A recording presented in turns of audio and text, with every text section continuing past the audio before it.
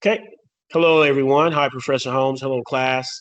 This is Stephen King and Sandy Lewis, and we are presenting our paper, Civil Rights Movement, 1950s to 1960s. Our PowerPoint will cover a wide array of incidents and occurrences that led up to the Civil Rights Movement and that were also a vital part of the Civil Rights Movement. And if about civil rights in America, the civil rights movement is still active today. So we hope you all enjoy our presentation, and Sandy and I will get started.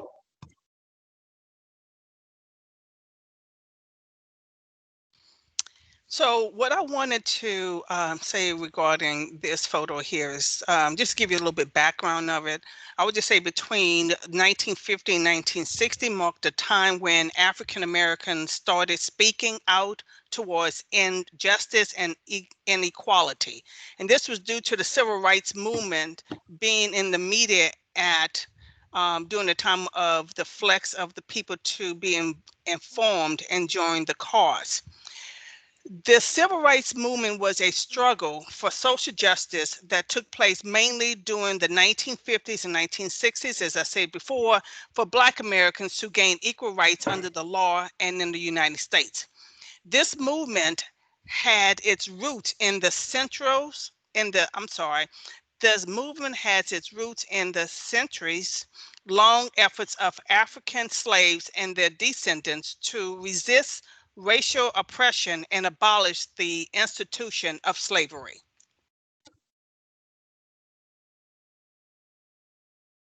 Excellent. Um, and so, looking at those pictures, the signs speak for themselves. Equal rights for all. Now, these are pictures from the 50s and 60s. But if you cut on your television, or go to YouTube, or go to Facebook, or Twitter, you'll see these same pictures now. Black men and women. What you will see in these pictures, you'll see more people of different races and ethnic backgrounds. And so interculturally, the civil rights movement has bloomed and blossomed across all cultural boundaries. And intercultural media is a big part of that. So this is what they had back then, pictures. And globally, these pictures were broadcast around the world. And to the naked eye, it's just people asking for more. Because if you don't know that they don't have anything, asking for more. But these pictures symbolize people asking for just basic freedoms and rights that they were afforded as United States citizens.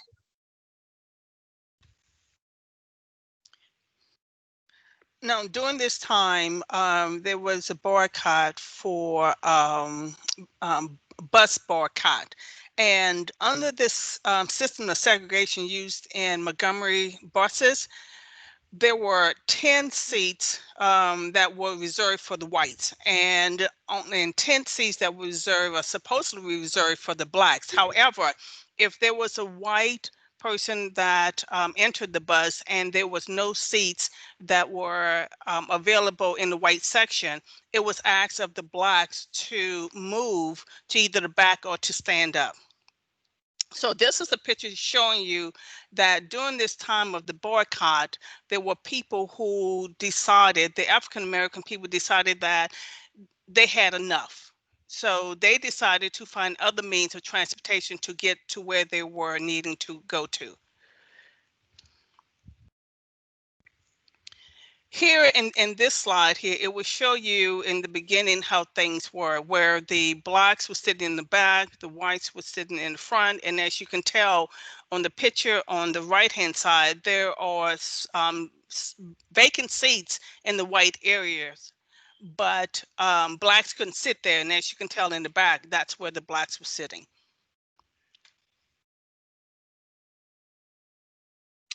And now we get to the point of the what's known today as the civil rights movement. And as Sandy spoke about, you saw those pictures. The Black people had to sit in the back of the bus. Now, they had a choice to sit in the front, but that would lead to being arrested.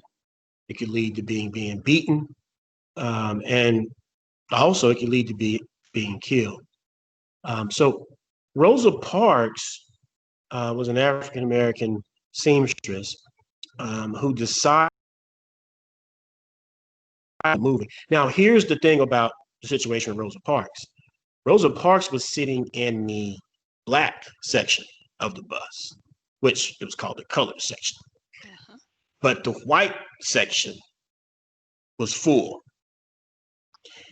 The driver asked her to get out of her seat in the colored section. You notice in the text accompanying the pictures, in the last two sentences, it says 3 others to vacate their seats. The other Black riders complied, but Parks refused. So Rosa Parks wasn't sitting in the white section.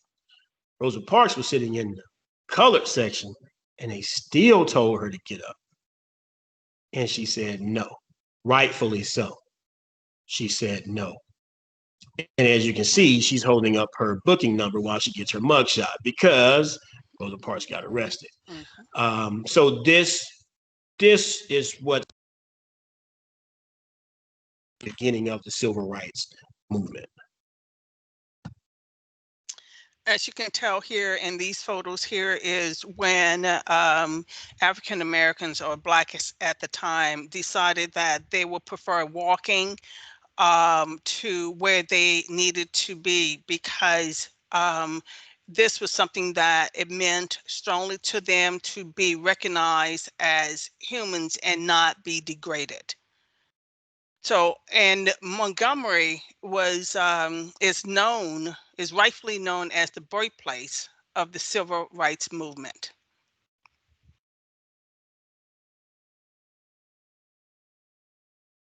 So, and you can see,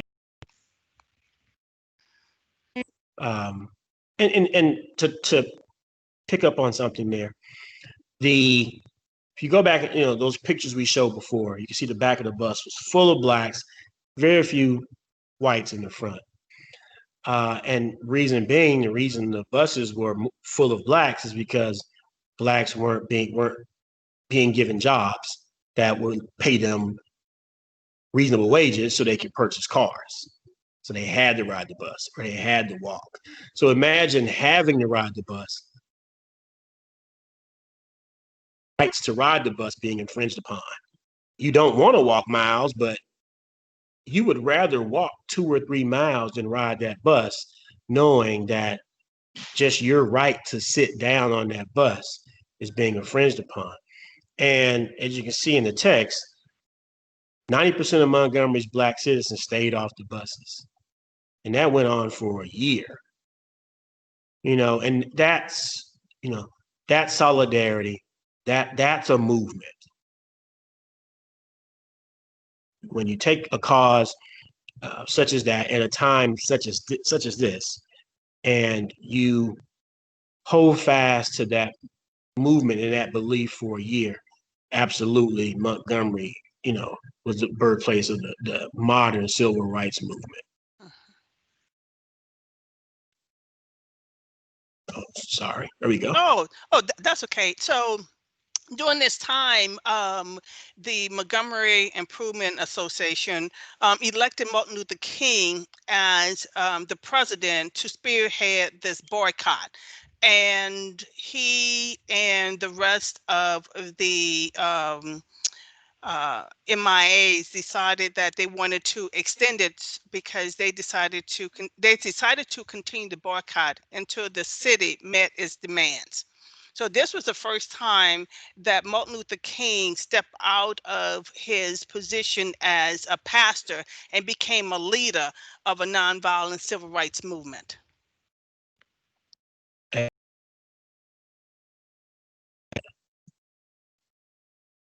Also, additional photo. Oh, go ahead. I'm sorry, Sandy. no. I was going to just say is that another prominent person who really was instrumental in the boycotts is John Lewis, who later became the Georgia congressman.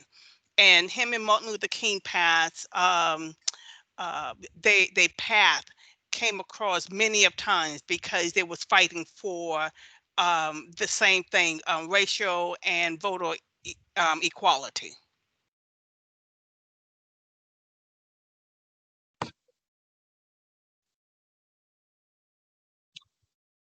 This particular photo was taken at when President Lyndon B. Johnson signed the Civil Rights Act into law. You can see standing directly behind him is Dr. Martin Luther King Jr. and accompanied by, I'm presuming, the individuals within the Senate that signed the bill and voted yes on the bill. So this is a momentous occasion because we just talked about a 26-year-old preacher in the South was able to galvanize individuals and push forward to get the powers in Washington to understand that this bill was necessary. And that bill actually, we're talking, it's 2020.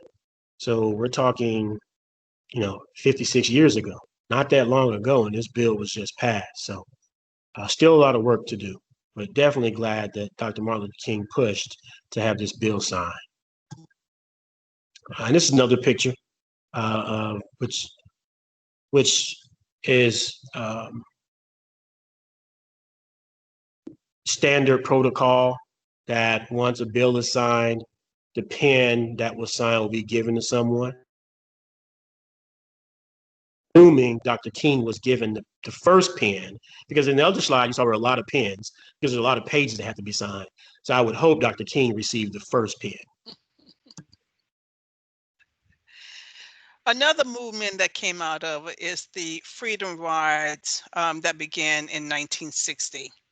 This was during a time when Blacks could not sit at the lunch counters. And this started another boycott that escalated to other events being known for today.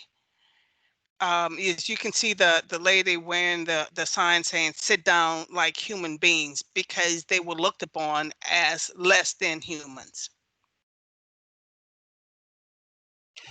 What's astonishing about that picture is that those are children. And this is kind of where my paper picks up because I focused on my paper on the global intercultural communication of the civil rights movement in the US. And my paper kind of picks up right here. It really starts off right here, talking about a white gentleman out of the North that traveled down South with the that joined the SNCC movement for the freedom rides and the sit-ins and the voter registration push. And so these kids who were kids then were very instrumental and very brave in doing what they're doing in this picture. And what these pictures are is to show how John Lewis was very involved with having the Blacks being able to have the same rights as whites. And so this is part of the freedom rides. As you can see, he was being arrested, one at the lunch counter, and how he was being taken. The police was being, the police took him out of the restaurants, which is a sad situation. As you can see, there were two whites that was just looking at him, and I guess they thought that was okay. Yeah, these photos went around the world. And in my paper, I touch on the fact that in Europe and other parts of the world, um, they were appalled. But what my paper also touches on is how just in this same country, I mean, again, this is the United States, and this was in Alabama, Mississippi, all throughout the South. Right. Well, up north, people up north these pictures. And so you talk about interculturally, just within our country, there was a difference of how whites saw what was going on in the southern sector of the country. So here we have um, young black men doing a sit-in, and this is at the front of a presumably, I'm pretty sure I don't have to see a sign. I'm pretty sure this is an all Right. white, whites only seating Right. area. But the sit-ins, black men, black women, and not just black men and black women, whites as well, white men, young black men, young white men, young black women, young white women would go and sit in at these restaurants, and also at department stores, because back then the department stores would have cafeterias in the front of them. So you go eat at the same place you went and shopped. And so that's what you see here. And I apologize right now. I'm having a little technical glitch. Um, the the power is, I guess, gathering itself. So we should be able to advance the slide here in just a moment. All right, here we go. Another slide depicting, now, Mhm. this slide depicts the consequences of the sit-ins. So imagine sitting at this table knowing within minutes you're going to have a mob of people behind you, accompanied by police. And on the right, you see now again, those are not just black people that they're attacking, those are white people. Again, the Freedom Riders were also white Americans,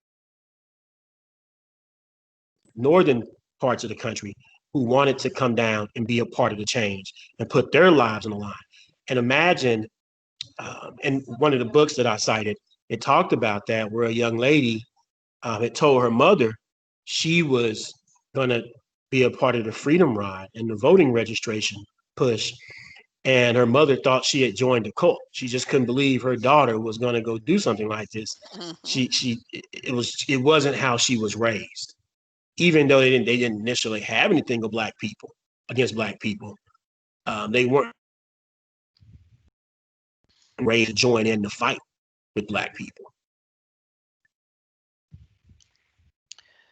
Here we will see in these pictures how Blacks were treated when they tried to protest.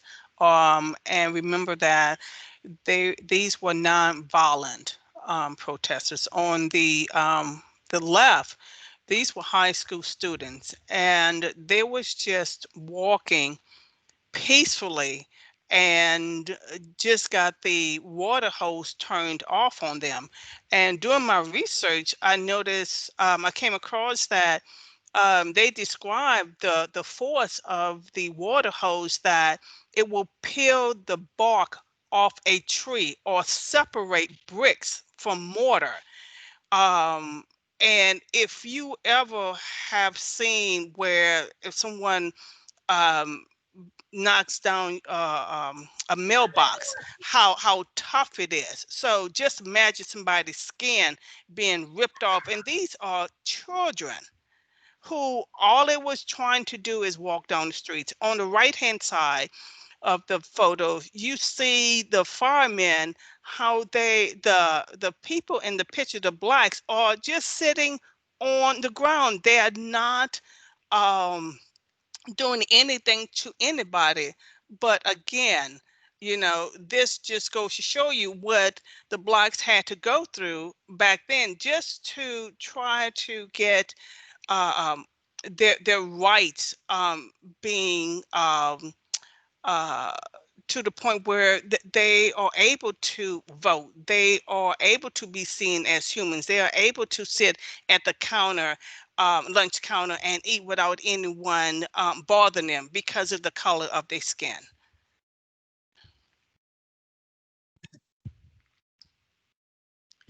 Here we have, go ahead, Stephen. No, I was going to just say the pictures speak for themselves. Yeah. I mean, Yeah, you see a police holding a guy so he won't move away from the dog being attacking him. You know, again, nonviolence. Nobody is being yeah, violent no to one's anyone, armed. right? Except for the police and their dogs. Why? You know, this was the message that was being sent, you know, around the world. That these look how Black people are being treated, and Black people bleed just like any other human beings.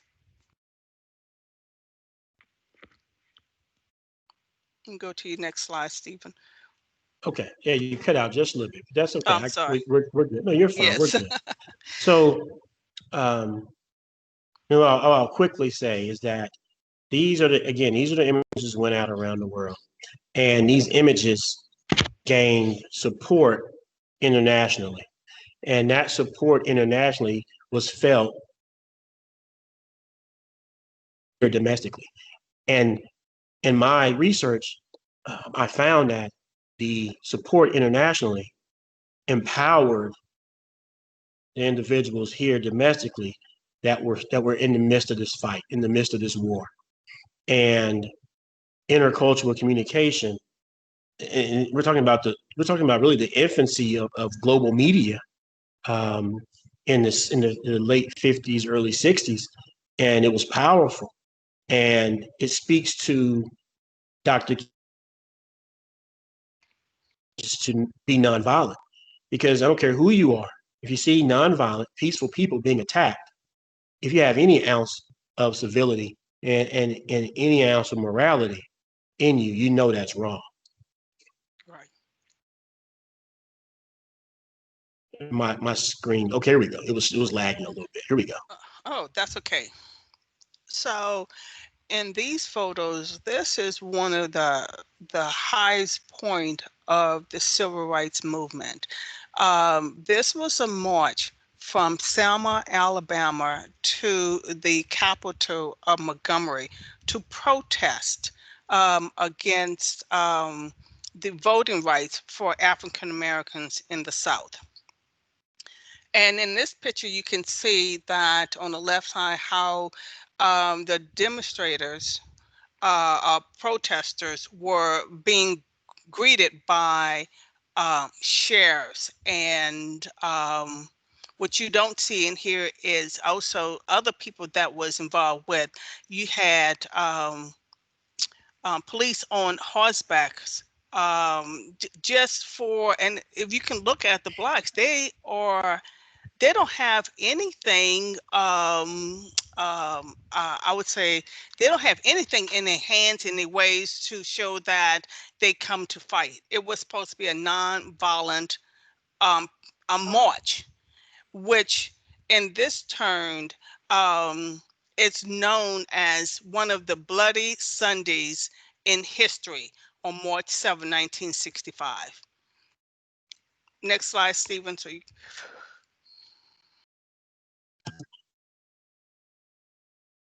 Okay. So this is just to show you, just because um, the blacks did not want to turn back, they were beaten. They had tear gas. There was attack with tear gas. There was attack with billy clubs. They even had rubber tubing that was wrapped around barbed wires. All of this just because they wanted equal rights. And when someone protests, they were not protesting, violently. They came unarmed.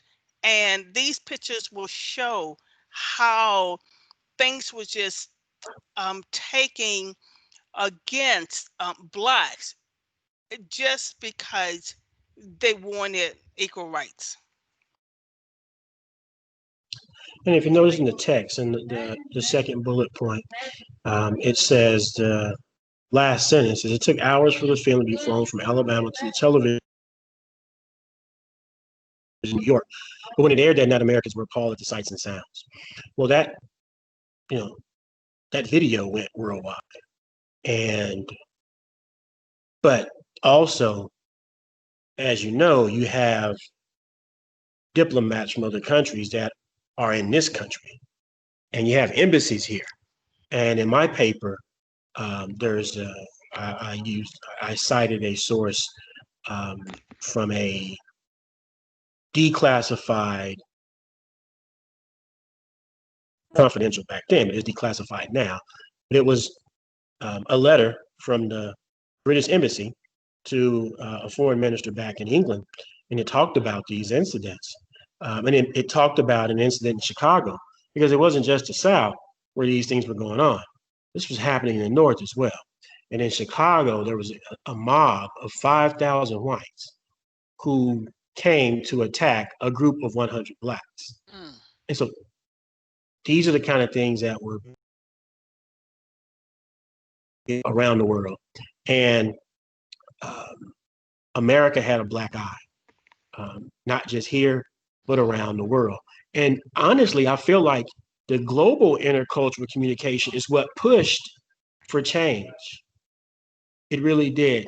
And I talk about that in my paper, and I'll save it for these. We have a few slides left, so I'll save that when I get to these last couple of slides.